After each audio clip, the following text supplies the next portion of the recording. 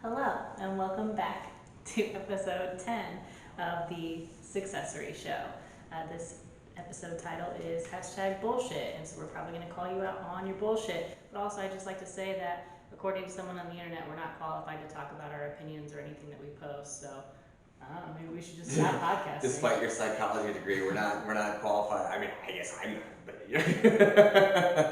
Yeah. What was it, pseudo wordplay or something like that? Yeah, when we posted the episode about like fair weather friends, someone commented and said that we're not qualified to talk about pseudonames and things like Pop that. culture, which I didn't know there was a qualification to talk about pop culture. I didn't know there was a I'm qualification sorry. I'll to go back to school for my pop culture conversations and opinions. I didn't know there was a qualification to have an opinion. I didn't realize there was a qualification to have a podcast because there's so many that are just, it's like ridiculous. There's so many that are useless. Is what he's trying to say. It's just an open source where you can, it's not really useless because somebody there's obviously listening to it and people are putting it together. But I mean, there's some weird subject podcasts like 1960s TV shows people discuss on a podcast. Like it seems kind of nutty to me, but clearly there's an audience for it because they keep doing it. Yeah, I mean, like I listen to a lot of, I don't listen to a lot of podcasts, but because I don't drive as much anymore.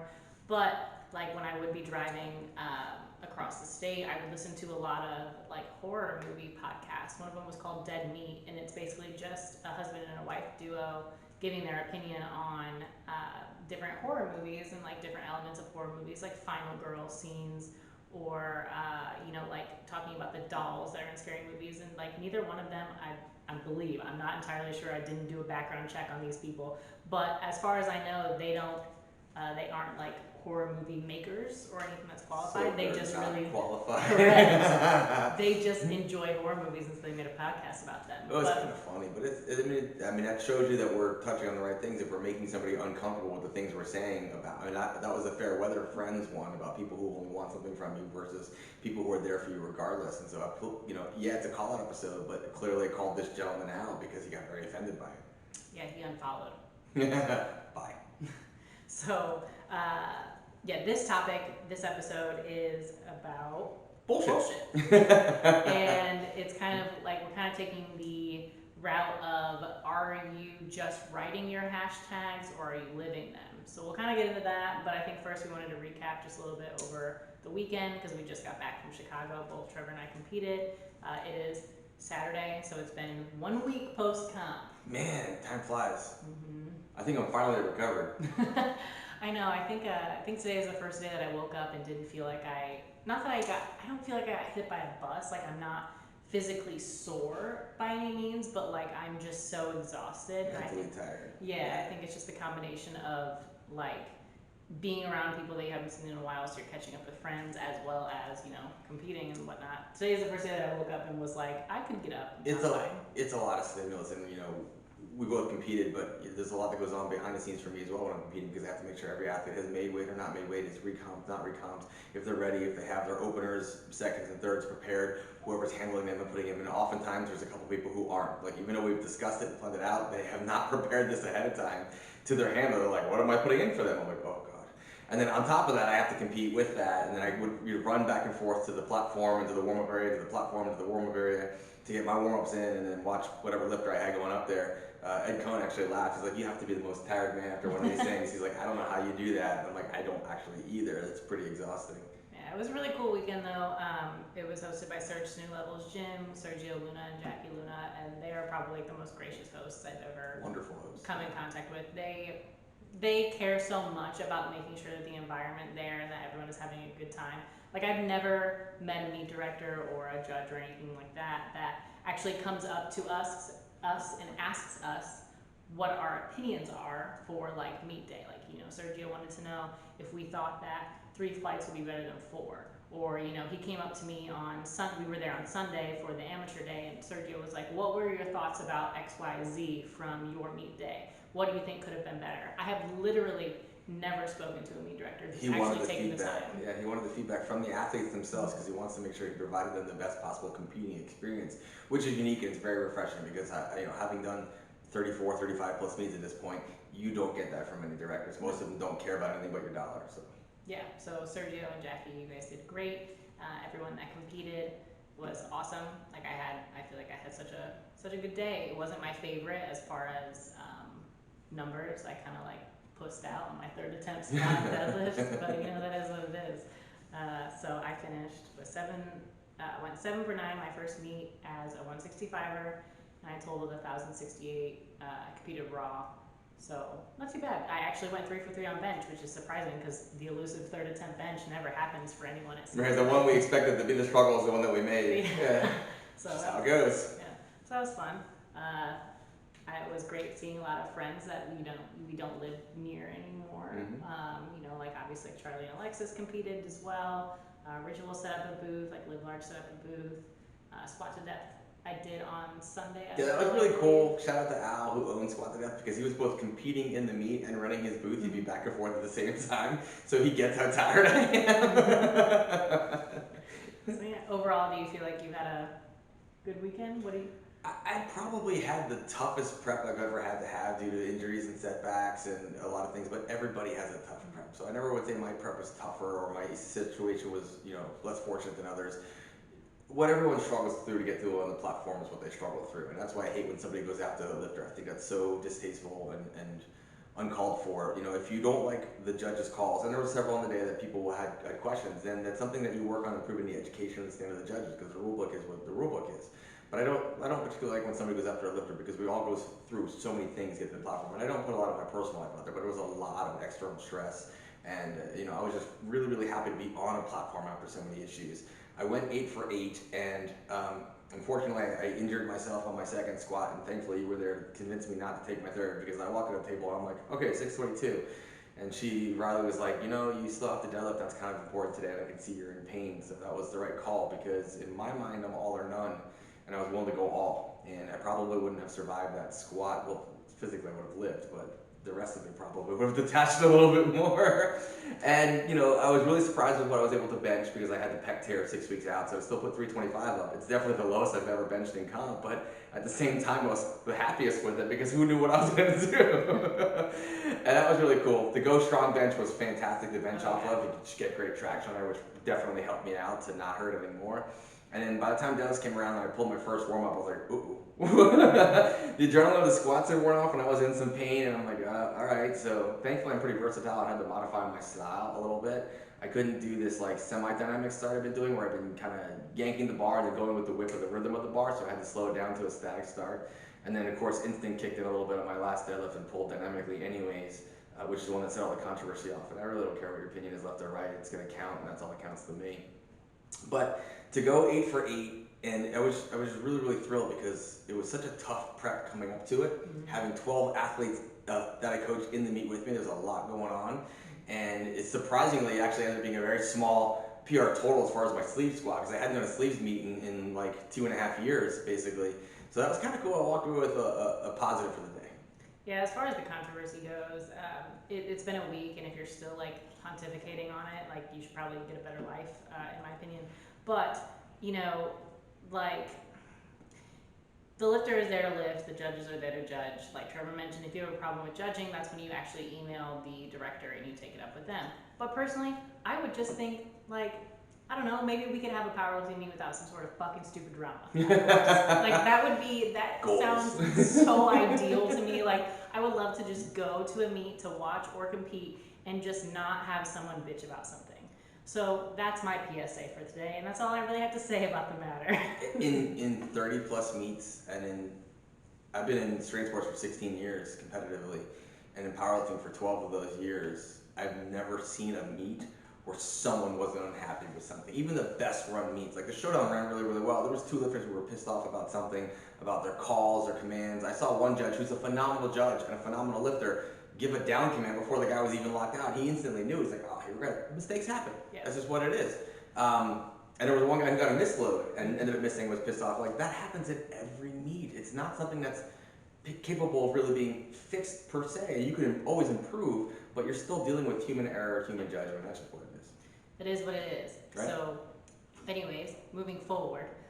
Onto bullshit? Onto bullshit. Onto bullshit. Onto bullshit. So, basically, what we are targeting with this kind of topic is there's a lot of people on Instagram who are writing their hashtags, they're writing their captions, they're writing all these things to appear a certain way online, but none of these people are living that actually out. So we're kind of calling you out on the fact that if you write that you are working hard, or you write that you are, you know, really supportive of your friends, or you write all these things, writing it is not the same thing as actually acting it. So Right. your word doesn't mean anything if you're not actually following through in action. Words are very, very powerful and they have a lot of meaning, but actions have more meaning than words. And it's something that we want to talk about. We asked two specific questions. You know, one being, when you write a motivational caption, are you trying to motivate yourself or are you trying to motivate others? And I was really surprised at the amount of honesty we got from this. We got very honest answers and very you had yours and I have mine, and it was relatively close, almost identical. You're so much more prepared than me. Yeah. So when you post a motivational caption, is it to inspire others or does it serve more as a reminder to yourself? Which was a great question. It was something we talked about on a walk. When you see someone do that, I always feel like they're actually speaking to themselves, and in turn they hope that it reaches somebody else, and somebody else will reach out to them who's having the same struggle or similar struggle and thank them, because that creates community, culture. Community culture, they come together. So 79% of mine said myself and 21% said others, and yours were almost pretty close, right? Well, actually mine's a little skewed because one girl accidentally hit Damn her. She accidentally hit others instead of myself. So if I had to guess, I don't know, this would probably be, like, my actual total is 82% myself, 18% others, but I think it would be like 84-16 if she had voted correctly. But yeah, majority of people I think were really honest about the fact that they're mostly writing these captions for themselves. It's not necessarily to inspire anything in anyone else, it's as a reminder. And I talked about before how when I write a long caption, it's generally inspired by something that I'm going through, and it's something that I've been self-realized. You know, whether or not that's something that I talk to my friends or to Trevor about, or we talked about on our walks. Anything that I write is something that I'm going through and what I've come to the conclusion of that. And if that helps inspire someone else, that's great. But even if it's just one person, that's better than not saying anything at all. And I actually got a really nice message from Angelica kind of relating to that. Angelica said, you know, mostly everything I write is for myself. She's like, I definitely find myself reflecting back on my previous posts more than reflecting back on someone else's that I follow that maybe writes a lot of inspirational captions. But, you know, she was like, I write it for me, and if it helps someone else, then that's all that really matters. You know, it doesn't have to be something profound where you're inspiring thousands and thousands of people. Like, it is okay if you're just writing these captions and these reminders for yourself. Like, there's a reason why. As long as you're actually living that. Correct. Otherwise, it's bullshit. There's a reason why there's an archive feature on your phone with Instagram. Like, you know, I can go and look today and see what I posted a year ago, and I can look and reflect back on, like, where I was mentally or physically with strength, and see, you know, like, maybe a year ago I felt this way, and now I'm like, wow, I've grown so much since then because I'm not only physically stronger, but my mindset has changed as well. But yes, Trevor makes a really, really good point in, like, if you're writing how hard you're working, but you're not actually working that hard, well, how is that benefiting you?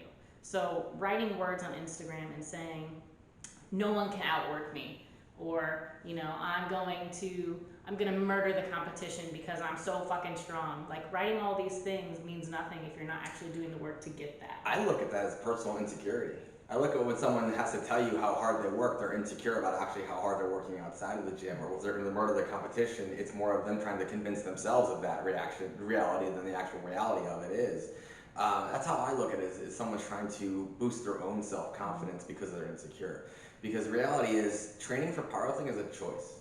It is not hard work. Yes, it's a lot of sacrifice to dedicate time to training and to dedicate meals and sleep and structure. And the higher level lift you are, the more sacrifice that you're probably going to make to keep that structure. That's still not hard work. Hard work is, you know, being a single mother with 3 kids on welfare and trying to work 3 jobs at the same time so you can pay your bills. That's fucking hard work. Hard work is staring down the gun of, you know, a soldier in a different country to protect your country. That's hard work. Your life's actually on the line. Anything you choose to do is not hard work. That's just a tough choice. There's a very big difference, which is why I hate that. Nobody works harder, no days off, all that mindset. We're going to get to some hashtags, but I made a post about it a long time ago. One of my least favorite hashtags is beast mode, because if you want to see a beast, you go to the zoo, you don't go to the gym. You know, you have taught yourself how to clean and wipe your own ass, you're far from a beast. No matter how aggressive you think your bench press is, you're still human. Yeah, and PSA to the beast. Any man that calls a woman a beast, I just want you to know that we don't appreciate it. I think it's so gross. I didn't like seeing it. It's so gross and grimy. There was something else that you said that I wanted to make a point to. Oh yeah, like powerlifting is not going to war. Like people post about that all the time online where they're like, oh, we're going to war on meet day. No, you're not. You're gonna lift weights in a very controlled environment. And it might be hard, but it's not going to war. It's a competition, not a war. And yeah, you're battling it out. Yeah, if you train hard, and if it's like a team versus team aspect, or coach versus coach, and sometimes those are really cool, and I'm still friends. It's a competition, yeah. And you are battling the competition. You're not battling the enemy. You know, I hate when people look at other lifters as the enemy. They're not. They're your contemporaries. These are people I learned from so many people I compete with. I've traveled around the world and competed and lifted with some of the best athletes in the world. I learned from them. I picked their brain. I love talking to them. Meet day strategies, mindset, prep strategies, the way they like to eat, the way they travel. There's so many things you're going to pick up from a dinner when you're at a powerlifting meet with other lifters, like how they plan their travel to make sure they have everything with them, or their meals. There's so many little nuances that you're just going to learn from experience that can't be taught in a textbook. There's no textbook that says how to pack your meals ahead of time. There's no textbook that says what you need to bring through or what you need on meet day. That's experience that's just gained from having conversations with them. So you should never look at your competition as the enemy. They're probably your best learning resource. Well, that, and like if you are someone who is like, oh, I will never be happy for my competition, I'll never clap for my competition, to me you're just kind of scared that there is competition. So someone who's doing better than you in your weight class, that should motivate you to want to work harder. So you should be excited that they were able to reach a new level of strength that you haven't hit yet, because that means that you can hit that level of strength. So if you're someone who just is like, no, we're not proud of the competition, we don't clap for the competition, we don't promote the competition, you're just scared and insecure. If I'm by the platform, I try and clap for every made lift, and I've had that moment where like somebody made a lift but they didn't get off of a technicality, like a butt off a bench or a depth, and you feel bad for that. You don't want to see that. You'd rather see someone completely outright fail the lift than lose it for technicality, because they moved, and it's like, that's heartbreaking. But yeah, that comes down to what you're actually writing when you're writing these things, and not just the hashtags, but the words you write. So if you're writing about how you're working harder than anyone else, but you've had beers this weekend, or you've been on Xbox all night, are you really talking to them, or are you talking to you and reminding yourself that maybe you need to work harder, maybe you need to sacrifice more? And that's okay, because a lot of the motivating captions or posts that I put up are from when I was at my lowest point, and I was trying to remind myself I'm still capable of doing things, and that's what I need to focus on, what I can do. It wasn't about making myself better because I'm still doing something, as far as better compared to other people. You're not better than anybody. You're going to always strive to be the best version of yourself.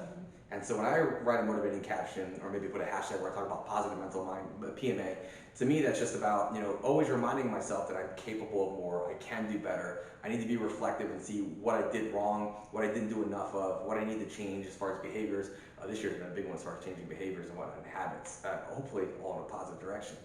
But I always look at that as like, okay, first understand what you're writing it for. I'm writing it for myself. Do I hope it reaches somebody else? Yes, because if they're in that same point of disparity or down or falling off the wagon, maybe that's help picking them back up. But it's never my priority that, I want to inspire 1,000 people. It's great if I do, and I do want to impact many people and help and coach people, but I always understand that I am my own person first, and until I take care of myself, I can't help them. Yeah, and to your point about are you really working that hard if you've had a bunch of beers and playing Xbox or whatever, but also smaller things too, are you doing your daily mobility that you're supposed to be doing? Are you pushing yourself on your accessories? Are you eating all your meals? Are you drinking all your water? If your answer is no to any of those, then you're actually not working as hard as you pretend you are. Yep. Realistically. You're convincing yourself how hard you're working. Everybody who's on the platform has worked hard. It's just some have worked harder than others, and I doubt that you're the one working the hardest in the room. If you have a social life, if you have, Yeah, it's just, I know people who lock themselves down, literally, lock themselves down to achieve a goal. Not just in powerlifting, in sport. There are people who sacrifice a ton for business or to write a book. Stephen King was famous for this, for locking himself in a hotel room for 2 months at a time to completely write an entire book away from the world. It's hard to disconnect now with cell phones and whatnot. And this guy was literally, that's how The Shining was written. He stayed in that hotel to finish a book, and it scared the crap out of him, everything going on, and that's how he created The Shining. So there's moments where you really have to decide how hard you actually want to work, how hard you're willing to work, but never brag about how hard you work, because everybody fucking works hard. Yeah, everyone works hard. You're not special. Truly, yeah. So, you know, like no one's discounting the work that you're doing, but it's also okay if you do want the social life and you do want all these things to go along with it. That's fine. Like that is totally your prerogative to choose that thing, but don't pretend or put on a mask on the internet just because you think that that'll make you look better. Eventually, everything all gets aired out. So, the second part of this that we asked were, what are some of your least favorite hashtags? And before we even get to any of them, I think Julia Anto had the best answer, all of them. I would like to say that Julia did not have the best answer and that Becky did, but we will get to that. Julia, I died laughing. She's like, all of them. Because I'm a little older, and I remember when we didn't have hashtags, and I appreciate that. Evolve, old people. Damn it! I'm working on it. Behavior changes, I'm getting it. So, actually, like a relatively extensive list, so I'll just read through this. Do you want to go through Becky's first? Because it actually was a pretty good answer. No, I want to get to that then. So, some of the ones that we got were all these hashtags. So, we're Go Hard or Go Home, CrossFit, Iron Therapy, No Pain, No Gain, Gains with a Z, of course. Julia said all of them. PR or ER, Nobody Cares, Work Harder, Savage, Beast Mode. Mateo put hashtag send it, and then he said, and then followed by a video of an RPE 10 grinder where they labeled it as an RPE 8, which is hilarious and my favorite. Hashtag Gymshark, that made me laugh. Hashtag grind, blessed, fit chick, humble, no days off, and girls who lift, which was actually really interesting. I found this interesting because for the same reasonings of how I don't like to add the gender qualifier to like powerlifting coach or strength coach or anything like that, that was kind of the same answer that this individual had about it. They, you know, she was like, I use the hashtag girls who lift for more visibility because she does post educational content and she posts things that she wants to reach more people. So of course using a very popular girls who lift hashtag is going to put that information out there.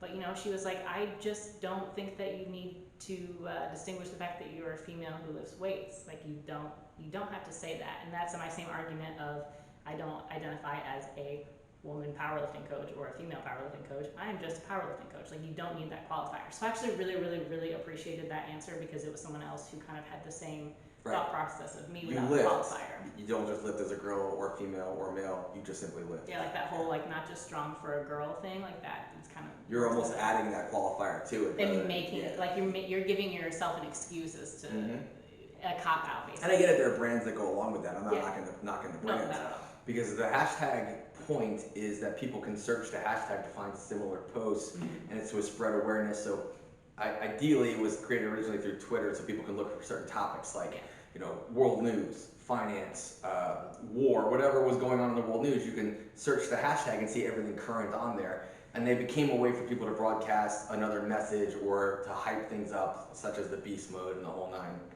And again, it's just you convincing yourself that you're beast mode. Wipe your own ass, please.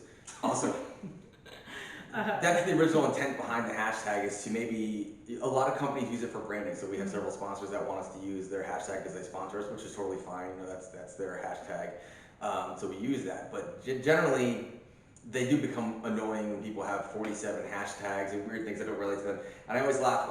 Somebody had several things popped up, and it was like FYA, whatever it is. Find your best. What is it? I don't know, but it's like I saw it at the end of a lot of people's captions, and I was like, "What is this?" So I searched this FY something. Which is what the hashtag is supposed to be. You click it, you search it, you'll learn more about it. Yeah, but it ended up being a website that whoever is posting these captions, they go to this website and it searches their social media based off of their followers and what they follow, and it gives them the best hashtags to get the most discovery, I suppose. Yeah. But it automatically pastes the FY blah blah blah at the end. So. It was weird because, you know, not to knock anybody, but like there was one of my lifters that tagged me in a post, and I saw the most random like weird hashtags, and I couldn't figure out, I'm like, why are they hashtagging this, that, and other thing? It was like 10 different genres of things, and I was like, it doesn't make any sense with the video. And I get that now, and that's what people treat hashtags as, is some type of way to get more attention or whatever, and your actions deserve your attention. Yeah. You know, I don't care what you lift in a video. Half the time, most of my lifting ends up in my story, not on my main page. Usually my main page for educational content mostly, or to share other lifters and so forth, or schedule for seminars or where to be. And I very rarely even list the weights oftentimes that I lift. If I do put something in there, And people always ask how much on the bar, and I'm like, it doesn't matter, it's a training video, you know, it doesn't matter. So, you know, the hashtags are there for people to get attention. I used to put like joke hashtags just to see who would read them.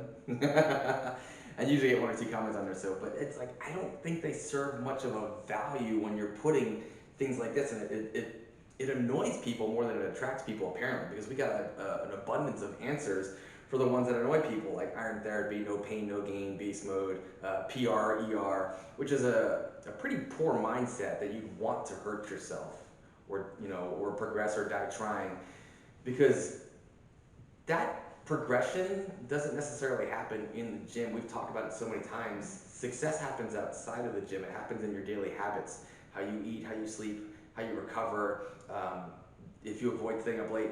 So do you PR or ER your other things outside of the gym? Because that's really where it's going to come from. Like, do you PR or ER your nutrition? Yeah, like take a picture of yourself in bed and put going to bed at 10 o'clock tonight instead of 2 o'clock in the morning. Sleep PR or ER. You know? Yeah. I want to see that one, because that means you're actually living the life that you're hashtagging.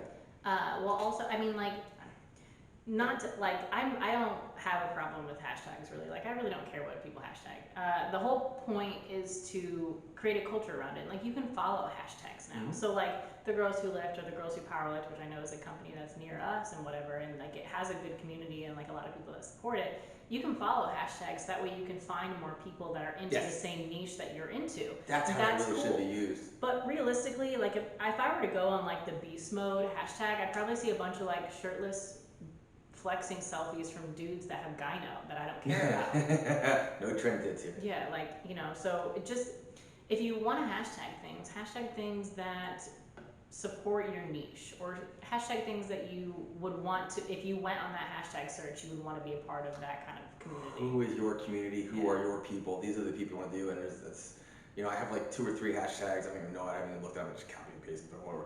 But I have like 2 or 3 hashtags I deal with my coaching business, my brand, and my community, so people hashtag that. And because I get so many notifications, it actually helps me find things that maybe I was tagged in and didn't see, because Instagram only shows you like the last 120 notifications, and there could be thousands in a day, so I may not know if I was tagged in something, but if I click on my hashtag, then I can see, oh, this person tagged me now, okay, now I get to see their video, give them some comments and feedback. It helps me track athletes that maybe I was not aware of that have tagged me or posted something, because it goes so fast out of the system.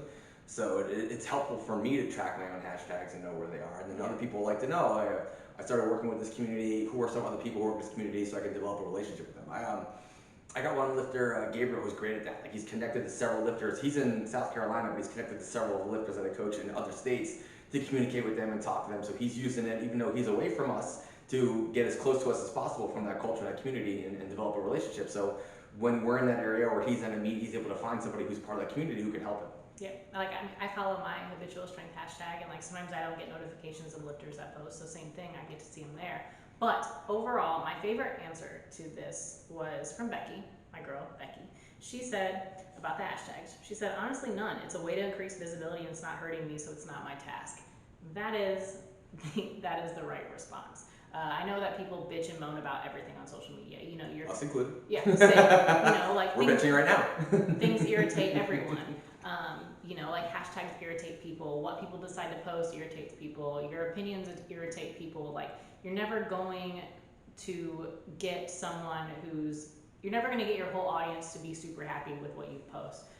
You'll get a lot of people that will tell you they're going to unfollow you because you're not professionals and qualified to talk about your personal opinions. And that is what it is. It's fine. But realistically, what someone else posts has no bearing on your day. And if you are letting what someone else is posting ruin your whole day, your priorities with social media are very messed up. Yeah. Especially if it's not anything to do with you. Like, if you are scrolling through your social media and the first thing that pops up is someone hashtagging PR or ER and you're pissed all day because they hashtag PR or ER, fix yourself. Like, you know, that's not something that really has any bearing on you. That's ultimately the biggest takeaway from this, really, is if somebody else's choices, their life, how they train, or how they live, is affecting you, you need to look within yourself. Yeah. Because unless you're their coach, their training partner, their parent, brother, sister, what they do should have zero bearing on your day. Mm-hmm. Literally, you're giving them power over you by being so annoyed by the things they do, because you're the one watching.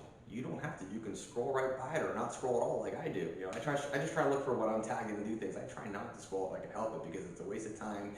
And like you see, it's a waste of energy sometimes when you see things that are going to annoy you or deter you from what you should be focusing on, which is yourself.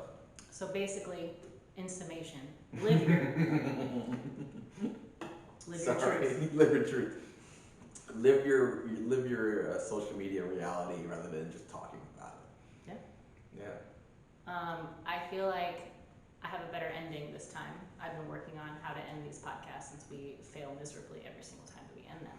So, I would like to thank everyone for tuning in of episode 10 of the Successory Show. You can follow myself on Instagram at Riley Presnell. I also have a website that is rileypresnell.com where I sell t-shirts, templates, stickers, blah, blah, blah, blogs every now and then. I post my lifter recaps in there, which I'm a little behind on right now. Trevor, where can they follow you on Instagram? Don't. Don't follow me. It's not worth it. Unless you want to learn stuff. You can follow me at Jaffe Strength.